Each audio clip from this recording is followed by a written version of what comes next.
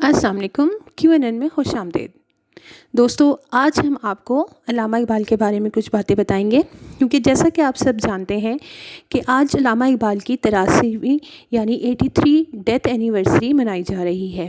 علامہ اقبال کو اس دنیا سے گئے ہوئے 83 سال ہو چکے ہیں۔ آئیے ہم علامہ اقبال کے بارے میں کچھ باتیں جانتے ہیں۔ علامہ اقبال رحمۃ اللہ علیہ 9 نومبر 1877 کو سیالکوٹ میں پیدا ہوئے۔ آپ کے والد کا نام شیخ نور محمد تھا۔ آپ کی والدہ بہت نیک خاتون تھیں۔ مشن ہائی اسکول سیالکوٹ سے میٹرک اور مرے کالج سیالکوٹ میں آپ نے FA کیا۔ آپ کو سیالکوٹ میں شمس العلماء میر حسن جیسے استاد میسر آئے، جن کے فیضان نظر سے آپ میں عربی، فارسی اور اسلامی ادب سیکھنے کا ذوق و شوق پیدا ہوا۔ FA کے بعد آپ گورنمنٹ کالج لاہور آ گئے، جہاں آپ کو پروفیسر آرنلڈ جیسے استاد ملے۔ MA فلسفہ کرنے کے بعد آپ نے کچھ عرصہ اورینٹل کالج اور گورنمنٹ کالج میں تدریس کے فرائض انجام دیے۔ 1905 میں آپ بیرسٹری کرنے انگلینڈ رخصت ہوئے۔ اسی دوران آپ نے میونخ یونیورسٹی جرمنی سے PhD کی ڈگری حاصل کی۔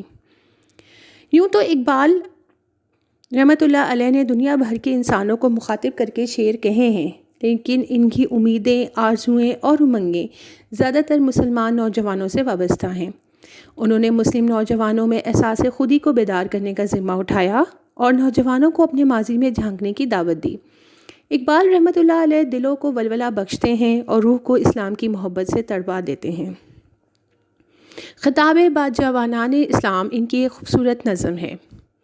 اقبال رحمۃ اللہ علیہ کا تصور عشق سمجھنے کے لیے ان کی شاعری سے مدد لی جا سکتی ہے۔ بہرحال علامہ اقبال رحمۃ اللہ علیہ ڈاکٹر نکلسن کے نام سے ایک خط میں رقم طراز ہیں۔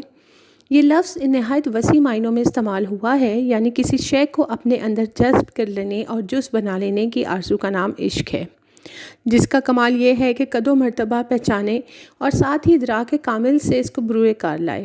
در حقیقت عشق کا کام یہ ہے کہ وہ عاشق معشوق کو ممیز کر کے اپنی اپنی جگہ انفرادی شخصیت اور اہمیت بخش دے۔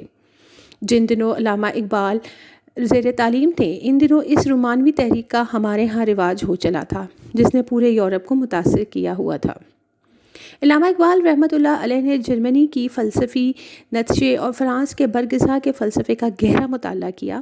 اس کے علاوہ انہوں نے غزالی، ابن سینا، ابن عربی اور رومی کے حالات کا بھی مطالعہ کیا۔ جب علامہ اقبال یورپ سے واپس آئے تو انہوں نے ملت اسلامیہ کو خواب غفلت سے جگانے کا ذمہ اٹھایا۔ علامہ اقبال کہتے ہیں کہ عشق تمنا یا آرزو کے آخری درجے کا نام نہیں ہے، یہ زندگی کا سرچشمہ ہے اور ایک تعمیر قوت ہے۔ یہ مجاز کے راستوں کو عبور کر کے حقیقی شاہد سے جا ملتا ہے تو انسانی روح کو ہدایت اور دوامیت حاصل ہو جاتی ہے۔ قرآن کا تصور عشق انسانی خودی سے عبارت ہے۔ متا بے بہا ہے درد و سوز آرزو مندی، متا بے بہا ہے درد و سوز آرزو مندی، مقام بندگی دے کر نہ لوں شان خدا بندی۔ اقبال رحمۃ اللہ علیہ کے نزدیک عقل ناقص ہے، یہ ایسا نور ہے جو چراغ راہ تو ہے لیکن منزل نہیں، جو خودی کا ایسا جذبہ جو کائنات کی ہر جاندار چیز میں پایا جاتا ہے۔ خودی اپنی ذات کو سمجھنے اور جاننے اور پہچاننے کا نام ہے۔ اسے انا یا میں کا مفہوم بھی لیا جاتا ہے۔ خودی اپنی ذات کی پہچان ہے اور پھر خدا کی پہچان ہے۔ خودی منزل عشق ہے، عشق بے خطر آتش نمرود میں خود پڑتا ہے۔ یہ ایسا جہاز ہے جو شرک کے خلاف کیا جاتا ہے اور انسان کو لا الہ پر کامل یقین ہو جاتا ہے۔ جیسا کہ آپ سب نے سنا ہوگا علامہ اقبال کی نظم خودی کا سر نہا لا الہ الا اللہ۔ اقبال کا معاشی تصور اسلام سے ماخوذ ہے۔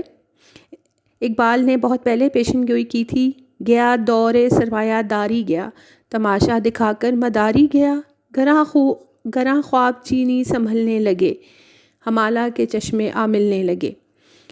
اقبال رحمۃ اللہ علیہ پختہ کردار اور سیرت پر بڑا زور دیتے ہیں۔ ان کا خیال تھا کہ مسلمان جب تک پختہ کردار اور سیرت کے مالک نہیں بنیں گے، زندگی بسر نہیں کر سکتے۔ علامہ اقبال ایسا رزق حاصل کرنے کی تلقین نہیں کرتے جس سے پرواز میں کوتاہی آئے۔ علامہ اقبال نے بڑا صاف ستھرا معاشی تصور دیا ہے۔ ان کا کہنا ہے اس سرمایہ اور دولت کو ایک جگہ روک لیا جائے تو اس سے تعفن اور بدبو آنے لگتی ہے، کیونکہ جوہر کا پانی بھی ایک جگہ جمع ہو کر بدبو دینے لگتا ہے۔